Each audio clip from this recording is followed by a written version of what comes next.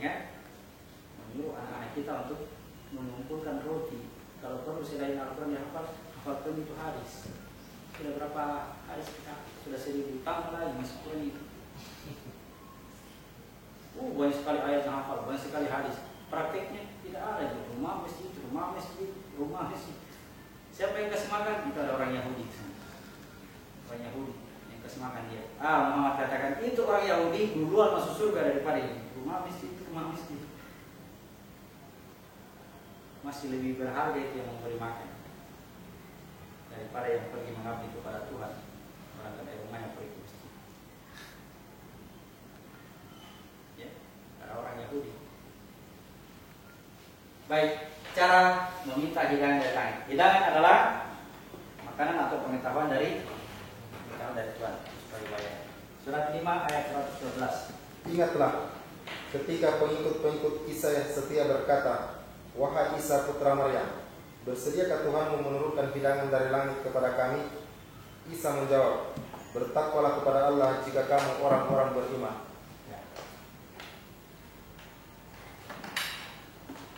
Pengikut-pengikut Isa yang setia atau umatnya Isa bertanya kepada Isa, sanggupkah Tuhanmu menurunkan hidangan dari langit? Jadi kita mulai dari pertama. Siapa pengikutnya Isa? Kalau dari sisi makna adalah orang-orang yang sudah mencapai hakikat dirinya. Dia sudah berhasil mendapatkan hakikat dirinya. Itulah pengikut Isa. Siapa pengikutnya Muhammad? Orang-orang yang sudah mengenal rahasia dirinya. Kalau hakikat dirinya, dia akan bahasakan seluruh manusia ini bersaudara. Jadi kalau dia sudah sampai hakikat dirinya, dia melihat orang lain sebagai saudaranya. Karena yang dia lihat adalah ruhnya, mampu tembus ke ruhnya, bukan bungkusnya ini. Kalau pengikutnya Muhammad mampu melihat rahasianya, dibahasakan seorang muslim dengan muslim lainnya bagaikan satu diri. Itu umatnya Muhammad. Kalau ini umatnya Isa, seluruh manusia bersaudara. Umatnya Isa. Kalau umatnya Muhammad, seluruh manusia satu diri. Kalau ada yang bentak-bentaki, ya. Baik. Pengikutnya Isa, berarti sudah mengenal hakikat dirinya. Bertanya, apa maksudnya bertanya? Yang dia pertanyakan adalah firman-Nya Tuhan atau bahasa Tuhan yang dia belum tahu apa maksudnya.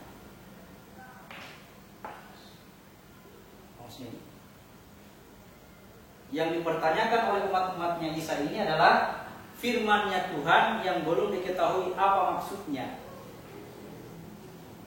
Jadi untuk bisa mendapatkan pertanyaan ini tidak ada jalan kecuali membaca Al-Quran. Kemudian ada yang kita tidak tahu. Kalau ada yang kita tidak tahu dari Al-Quran itulah makna bahwa umatnya Isa yang minta hidangan. Ya. Jadi kita membaca Al-Quran itu sebagai pancingan supaya umatnya Isa minta hidangan. Kalau umatnya Isa sudah minta hidangan, ya Isa berdoa ke Tuhan, turunkan hidangan. Gitu. Artinya ada pemicunya, ada pemancingnya. Tidak turun serta-merta itu hidangan dari langit. Tapi kalau pertanyaannya, kenapa itu di sebelah itu ada peringatan 7 hari, ada peringatan 10 hari? Wah, tidak ada pertanyaan itu di Al-Quran. Kalau ada jawaban itu bukan Isa yang menjawab. Tapi apa maksudnya? Oh, terpancing dia. Terpancing. Kalau bahasa orang-orang terdahulu, kalau orang baca Al-Quran kemudian dia ingin tahu, bergetar itu ars. Turun lagi dan turun. Bergetar itu ars. karena ada hamba yang bertanya. Firman-Nya Tuhan yang dia tanya. Suaranya Tuhan, apa maksudnya? Apa maksudnya?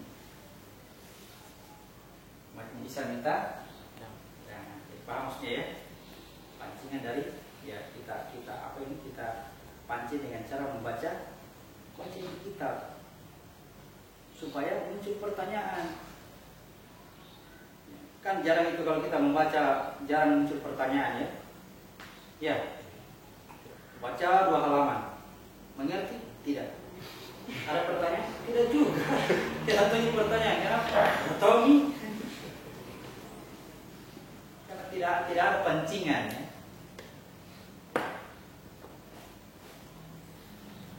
Baik, lanjut.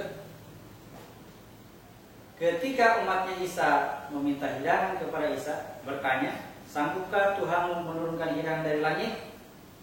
Isa menjawab, bertakwalah kepada. Bertakwa itu artinya dari titik ini, titik terendah, lalu dia semakin naik ke atas. Itu namanya bertakwa. Kalau dari atas turun ke bawah, turun tambah turun, itu namanya fasik. Jadi fasik itu lawannya takwa. Jadi kalau mau dapatkan hidangan dari langit, naik, bertakwalah kamu kepada Tuhan. Paham? Bagaimana caranya naik? Ya, sebelum naik ada power di sini, ada kekuatan. Kekuatannya Bani Israel dalam kezaliman dan kebodohannya.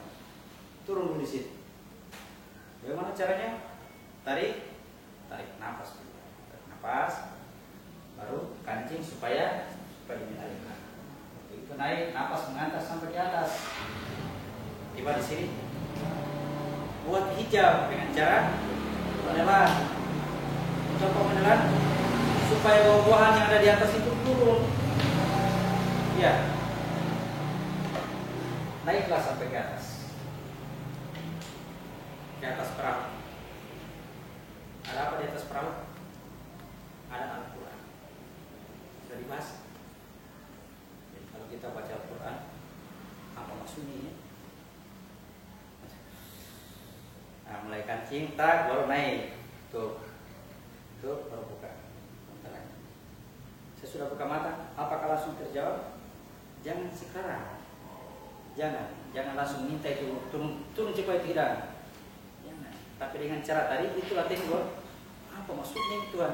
Jadi apa yang kita tidak tahu tadi sampaikan ke pusatnya. Nanti dari pusatnya, dari atas itu Tuhan menurunkan hidangan dengan cara yang kita tidak tahu. Kalau hidangan itu hidangan yang sederhana, boleh jadi dia menjelaskan dengan cara mempertemukan dengan orang-orang yang tahu. Tapi kalau hidangan itu hidangan yang spesialis, harus Tuhan sendiri yang hidangkan. Terpaksa yang melalui cara gaib, dengan cara yang gaib, seperti kaf ha ya ain shad. Bagaimana caranya dihidangkan? Orang lain tidak bisa hidangkan. Mesti langsung dari Tuhan. Ya, terjadilah peristiwa gaib, namanya spiritual. Ada yang begitu. Dengan catatan yang kita tidak tahu adalah Al-Quran. Oke,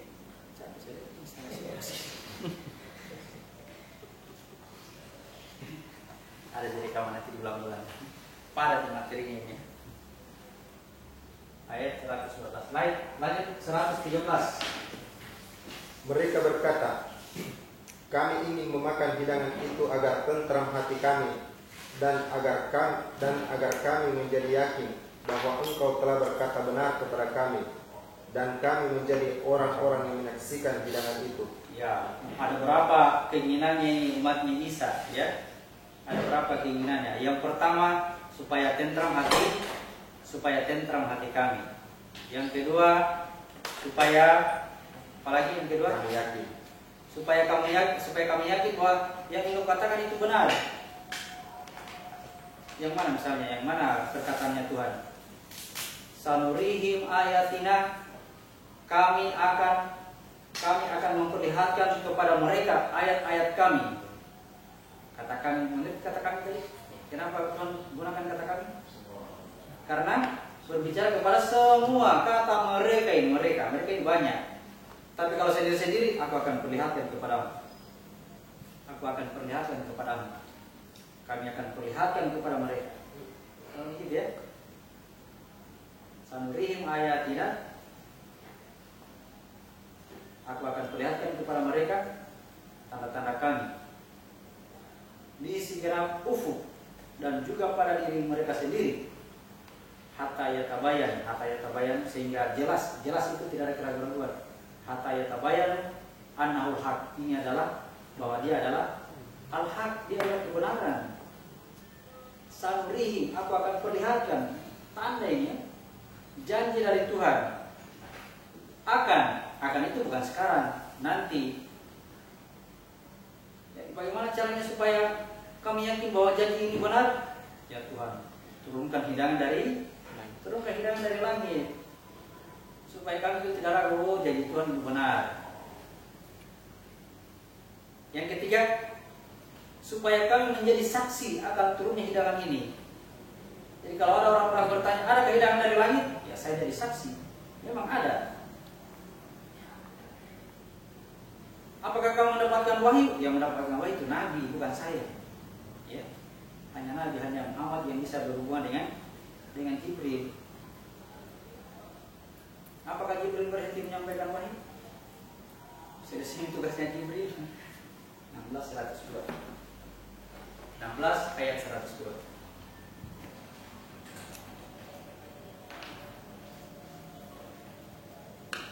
Katakanlah, Ruhul Kudus menurunkan Al-Quran itu dari Tuhanmu dengan kebenaran, untuk meneguhkan hati orang yang telah beriman dan menjadi petunjuk serta kabar gembira bagi orang-orang yang berserah diri kepada Allah. Ya.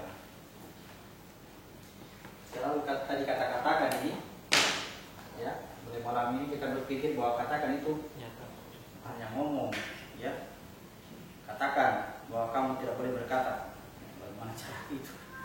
Saya tidak boleh berkata. Berkata ini namanya. Katakan bahwa Roh Kudus menyampaikan wahyu. Bagaimana cara dikatakan Roh Kudus menyampaikan wahyu? Kita mengalaminya sendiri. Maksudnya bukan mengungkit orang. Roh Kudus menyampaikan wahyu. Ya. Kemudian lagi tujuan lagi turunnya hidangan supaya tentram hati kami, Ya, kita baca surat 13 ayat 28. 13 ayat 28. Yaitu orang-orang yang beriman dan hati mereka menjadi tentram dengan mengingat Allah. Ingatlah, hanya dengan mengingat Allah hati menjadi tentram. Ala bizikrillahi tatma'innul qulub. Hanya ketahui. Hanya dengan mengingat Allah hati menjadi tentram. Hanya dengan ala bizikrillahi tatma'innul qulub. Hanya dengan mengingat Allah hati menjadi tentram. Dari bahasa ini ada pertanyaan. Bisakah hati tentram dengan cara yang lain selain dengan mengingat Allah? Siapa ahli bahasa di sini? Bisa diperdebatkan dalam sidang forum. Hanya dengan mengingat Allah hati menjadi, berarti tidak ada yang lain ya? Tidak ada cara lain. Ya. Hanya dengan mengingat Allah hati menjadi tentram. Tidak ada cara lain ya? Cocok tidak itu? Saya dibilang salah satu cara untuk supaya hati menjadi tentram adalah mengingat Allah. Berarti ada cara yang lain. Tapi kalau dibahasakan hanya dengan mengingat Allah hati menjadi tentram, berarti tidak ada cara lain selain mengingat kepada Allah. Tiba-tiba ada ayat tadi 113 tadi. Turunkanlah hidangan dari langit. Supaya apa? supaya hati kami menjadi tentram. Berarti turunnya hidangan dari langit menjadikan hati kami menjadi tentram. Berarti ada cara lain ya? Bertentangan tidak? Bertentangan hawa nafsu yang kita baca, yang kita pakai.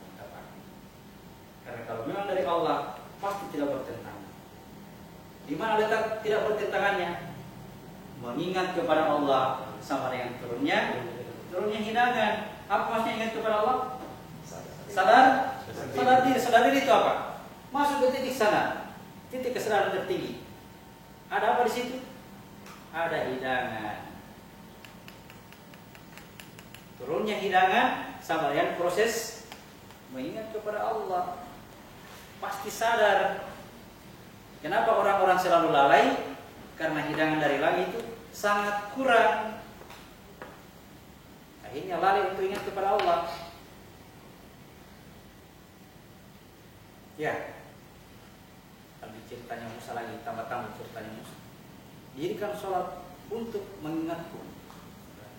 Dengan mengingat kepada Allah, hati menjadi. Berarti kalau sholat itu berarti mengingat kepada. Berarti kalau orang sholat bisa hatinya tentram. Apa itu sholat? Sadar diri, mesti sama itu.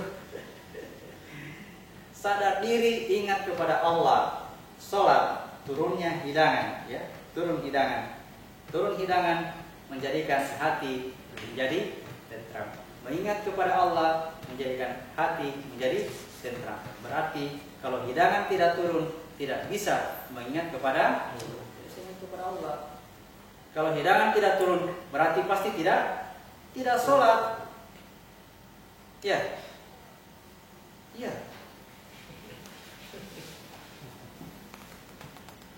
Makanya itu kalau orang terlambat sholatnya, nanti sudah ia lakukan baru ingat, kenapa saya lakukan itu tadi? Padahal salah ya, terlambat sholatnya.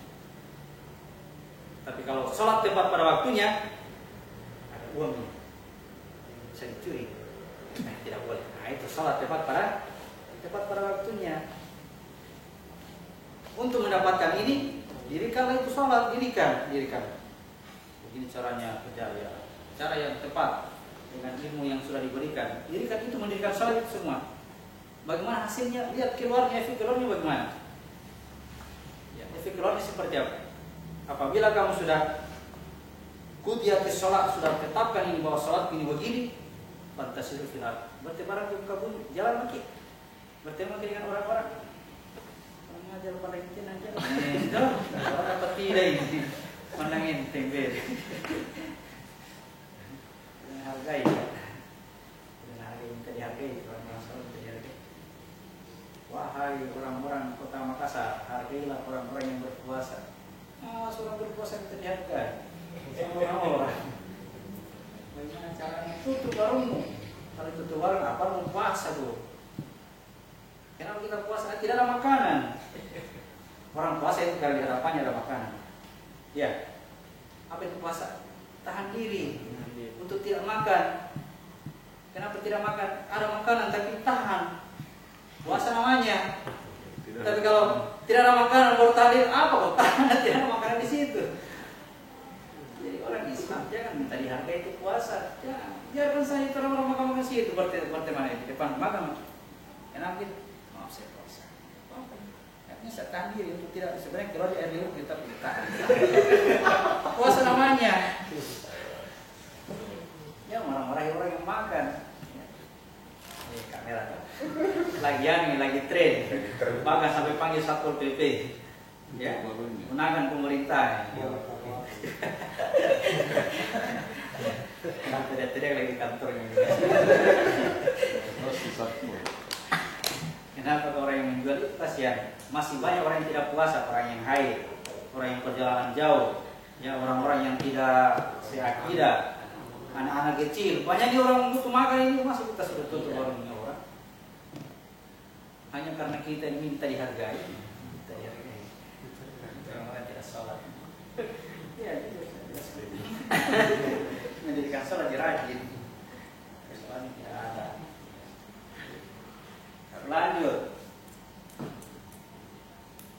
Ayat 113 tadi sudah. Ya. Ayat 114, surat 5 ayat 114. Isa putra Maryam berdoa, "Ya Tuhan kami, turunkanlah kepada kami hidangan dari langit, yang hari turunnya akan menjadi hari raya bagi kami, yaitu bagi orang-orang yang sekarang bersama kami, ataupun yang datang setelah kami, dan menjadi tanda bagi kesusahan Engkau. Berilah kami rezeki, dan Engkaulah sebaik-baiknya pemberi rezeki." Ya, menjadi hari raya, hari Id. Turunnya hidangan itu menjadi hari raya, hari kemenangan. Apa itu hari kemenangan dari apa? Dari hawa nafsu. Turunnya hidangan ini bertanda mampu melawan hawa. Kalau mampu melawan hawa nafsu ini, pasti perjalanannya lurus naik. Ya. Selama dalam perjalanannya naik, hidangan itu tidak turun-turun, berarti hawa nafsu masih ikut-ikutan. Ya. Ikut-ikutan. Memang sholat boleh sekali sholat ini gitu makan. Tapi ada masuk kita sih, saya yang paling lama sholat di sini. Paling bagus. Ada tidak? Pernah rasakan? Tidak. Paling dia sebut cepat sholat. Akhirnya orang-orang yang sholat di situ jadi kemarahan dalam hati, itu di situ di cepatnya sholatnya. Kayak mentongin kita yang paling hebat sholatnya. Jangan lagi jadi dikasih pengetahuan, jadi apa ya, jadi pengajar dalam dirinya. Harusnya kita yang tahu dan apa yang dilakukan itu yang benar. Seperti seorang bayi, kalau ada anak kecil umur 2 tahun masih dikencing di sini, tidak salah. Namanya saya anak kecil. Yang salah itu kalau jadi kencing di sini, nah ini lebih salah lagi nih, orang sadar seperti ini. Namanya saja anak kecil, pasti itu. Yang disalahkan. Namanya saja orang Yahudi, pasti ya tidak pandang masjid apa atau apa, bikin sih dalam masjid dia. Muhammad, Umar sudah berperang. Mengajar orang Yahudi, jangan biarkan sampai dia selesai. Ini selesai kencinya, pergi orang Yahudi. Kenapa Muhammad diambil air bersih yang kencing. Harusnya ya, kalau di zaman sekarang kayak begitu, udah. Dibuangkan granat. Beliau ya begini sekarang tutup masjid. Tutup masjid.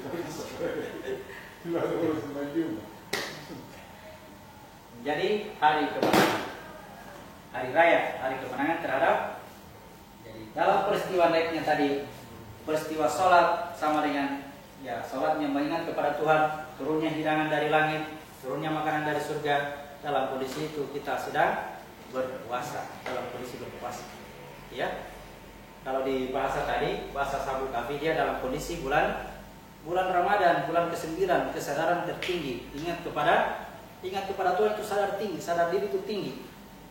Ya, ketika sadar diri tinggi inilah turun itu pengetahuan, hidangan dari langit itu yang diantar oleh malaikat Jibril pada malam ganjil, namanya malam Lailatul Qadar.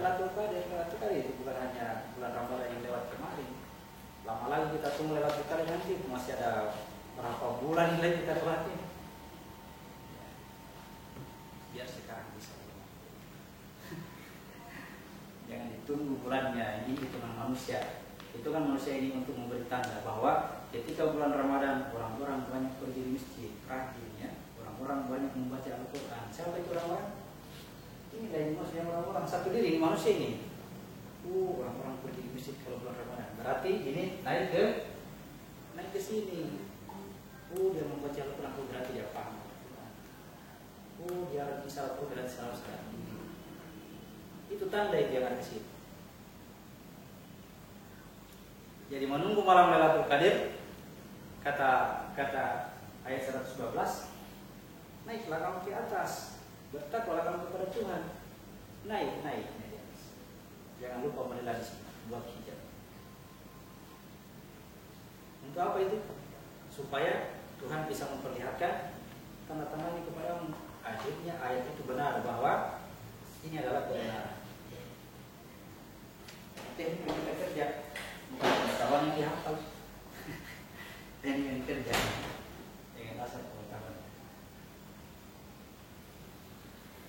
Terakhir penyaliban Isa, ya, supaya sudah cerita Isa. Siapa yang disalib? Siapa yang disalib? Siapa yang dibunuh? Penyaliban Isa.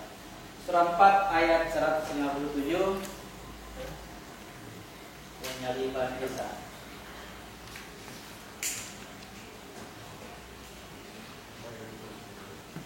Surah 4 ayat 157 Dan 158. Baca semua sampai 158. Nanti kita ulang-ulang. Dan kami hukum juga karena ucapan mereka, sesungguhnya kami telah membunuh Al-Masih Isa putra Maryam, Rasul Allah, padahal mereka tidak membunuhnya dan tidak pula menyalibnya. Tetapi yang mereka bunuh adalah orang yang diserupakan dengan Isa. Sesungguhnya mereka yang berselisih pendapat tentang pembunuhan Isa selalu dalam keraguan-raguan tentang yang dibunuh itu. Siapa-siapa yang berselisih tentang pembunuhan Isa, sebenarnya dia berada dalam keraguan-raguan siapa sebenarnya yang dibunuh. Ya,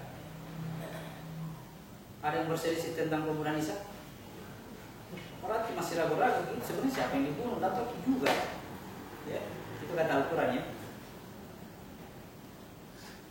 Saya mengatakan bukan Isa yang dibunuh. Kenapa? Al-Quran berkata begitu, itu pasti benar. Yang di tetangga saya berkata Isa itu dibunuh. Kenapa bisa begitu? Saksi mata. Ya, ibunya sendiri teriak-teriak di kakinya. Masa ibunya tidak kenal anaknya? Bukan Isa, tapi diserupakan. Yang serupakan itu namanya Yudas Iskariot. Kasihannya Yudas jadi tumbal. Yudas jadi tumbal. Al-Quran katakan siapapun yang berselisih tentang pembunuhannya Isa, sebenarnya dia sendiri tidak tahu siapa yang dibunuh. Semua dalam keraguan-raguan. Artinya orang-orang yang tahu tentang pembunuhan siapa sebenarnya yang dibunuh, dia tidak akan berselisih. Ya, dia tidak akan bertengkar. Kalau ada tetangga sebelah mengatakan yang dibunuh itu Isa, kenapa? Saksi mata itu. Kenapa dia saksi mata? Yang dibunuh bukan Isa, kenapa dia? Tuhan yang bilang ya, cocok juga. Saya tidak bertengkar. Berarti saya tahu ini. Tidak bisa ditahu kalau tidak dikasih tahu ya. Pasti dikasih tahu bagaimana sebenarnya kenapa itu ya? Kenapa bisa Al-Quran katakan itu? Kenapa bisa sebut-sebut di dalam Al-Quran bahwa bukan Isa yang dibunuh, ya, tapi yang diserupakan? Apa pentingnya? Ya. Mari kita lihat. Apa itu Isa?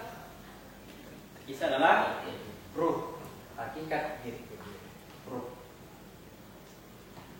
Ruh itu kalau bahasa meskipun kalau tambah ini, ruh itu adalah kehidupan, orang bahasakan kehidupan. Tapi saya tetap sebut ruh. Kalau orang sebut kehidupan, ya betul. Tapi tidak sekedar kehidupan saja. Ada yang misteri. Yang kita tahu itu hanya sedikit saja. Yang sedikit yang kita pakai. Ruh ini kutiupkan rohku kepadanya. Kutiupkan rohku kepadanya. Roh ini masuk ke dalam tubuh, menjadikan dia tersalib di sini. Tersalib. Ya. Tetapi sebelum dia tersalib dibentuk yang serupa dengan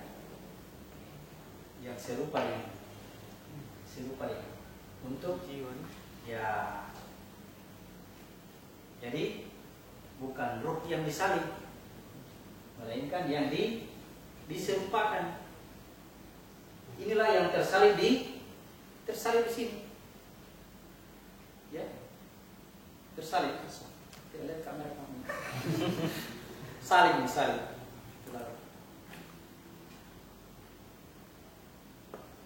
Isa diangkat ke langit. Isa diangkat. Ya. Yang tersalib di sini adalah jiwanya. terpenjara dalam tubuh.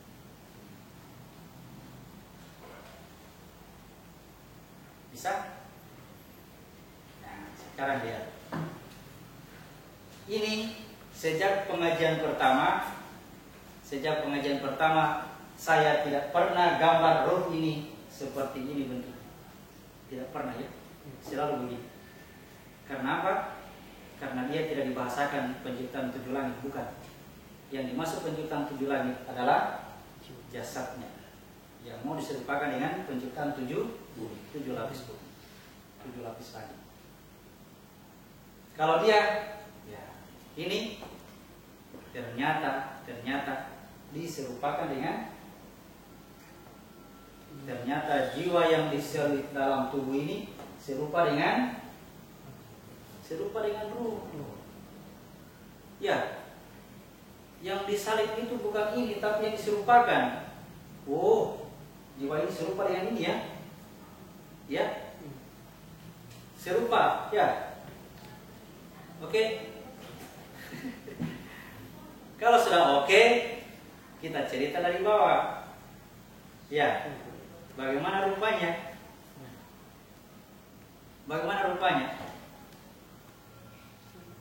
Mulai dari sini. Antara tubuh dengan jiwa. Ayat siapa yang hafal ayat? Surat 67 ayat 3 dan 4. Sini ya, nanti kita hapus lagi. Sini ya.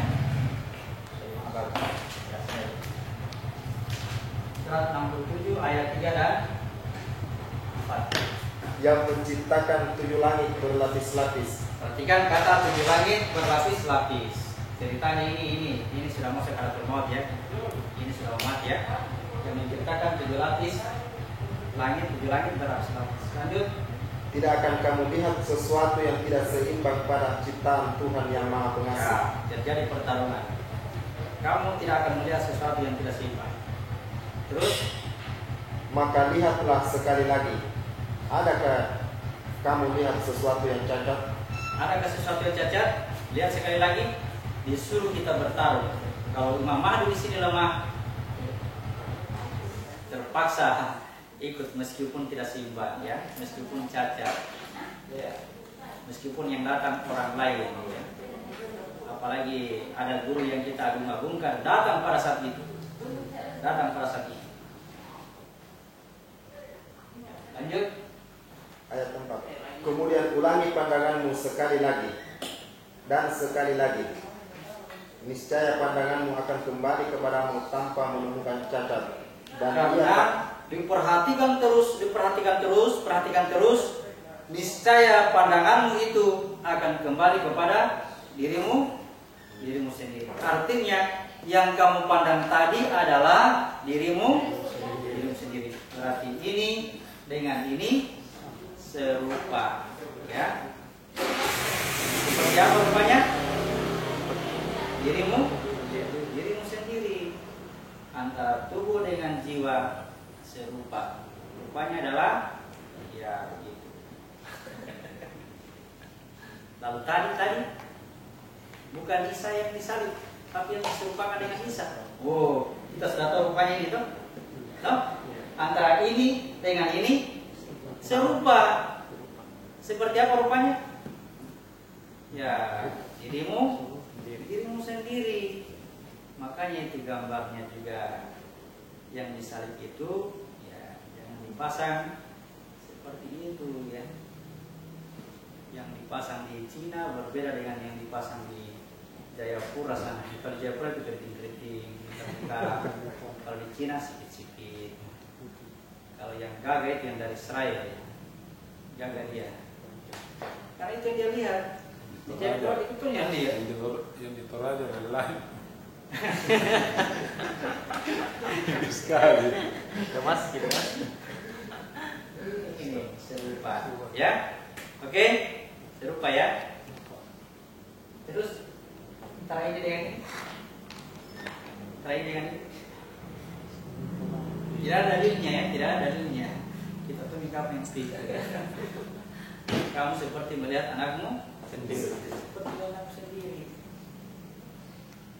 Antara ini dengan ini, ya, datanglah kamu sendiri. Itu jawabannya. Sendiri kau datang. Ya. Jangan bawa sesuatu. Aku tidak butuh yang lain. Aku hanya butuh kamu. Apakah Tuhan butuh itu kan?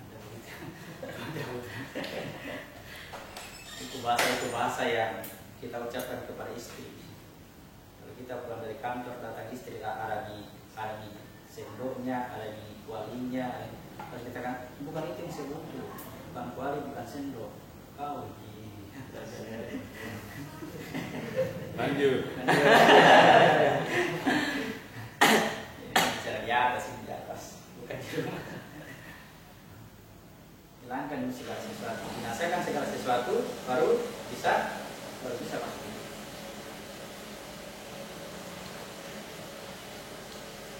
Oke, jadi itulah penyaliban Isa yang selama ini menjadi pertentangan, ya, perselisihan sampai sekarang terbagi dua kubu ini. Kenapa mesti terbagi dua kubu? Karena kalau hilang ini dua kubu ini, hilang ilmu Al-Quran.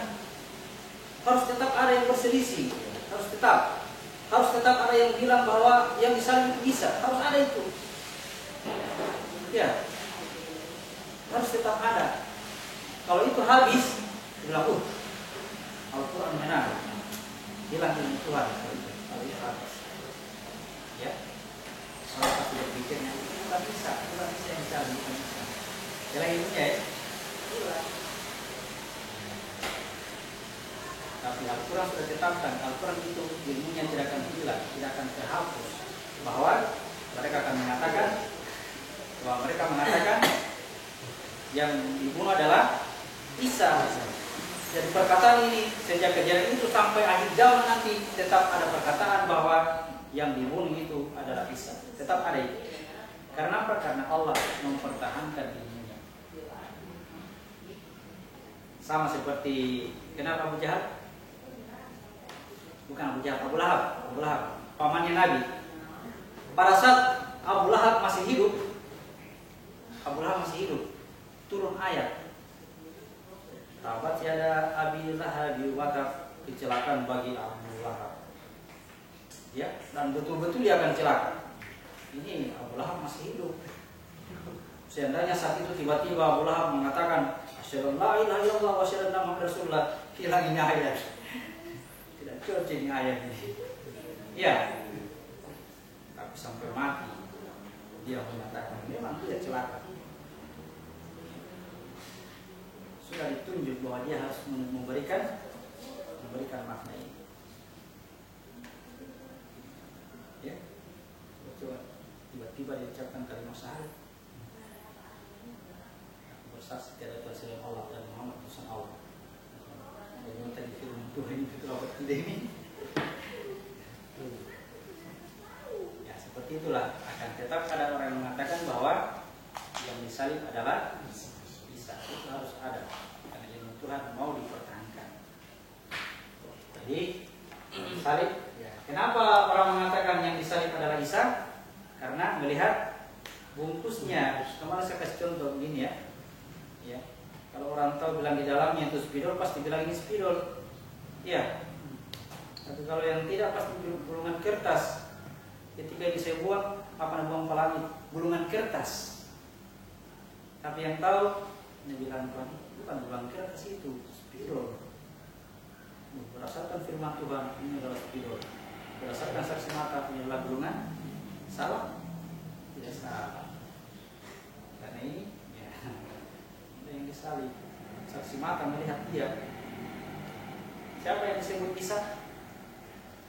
Ini yang satu A. Siapa yang disebut Lam? Isinya, bukan ini. Jadi kalau pistol ada peluru tembus ini tak, Lam mati. Kata orang-orang, kata Tuhan tidak, Lam itu diangkat ke langit. Bisa paham ya? Untuk apa pengetahuan itu? Untuk kita itu, bukan untuk diperdebatkan. Apa boleh diperdebatkan? Seperti tadi, apa gunanya perdebatkan makanan roti atau bukan? Apa gunanya itu? Ini kita mau cari tekniknya, bagaimana cara supaya kita dapat tunjuk itu hidangan, karena itu tadi doanya Isa supaya menjadi hari raya bagi orang-orang di masa kami dan masa yang orang-orang terkemudian. Jadilah orang-orang yang menikmati hidangan itu. Oke, cukup melelahkan untuk malam ini. Pertemuan berikutnya baca-baca Nabi Yusuf. Oke, saya tutup. Assalamualaikum warahmatullahi wabarakatuh.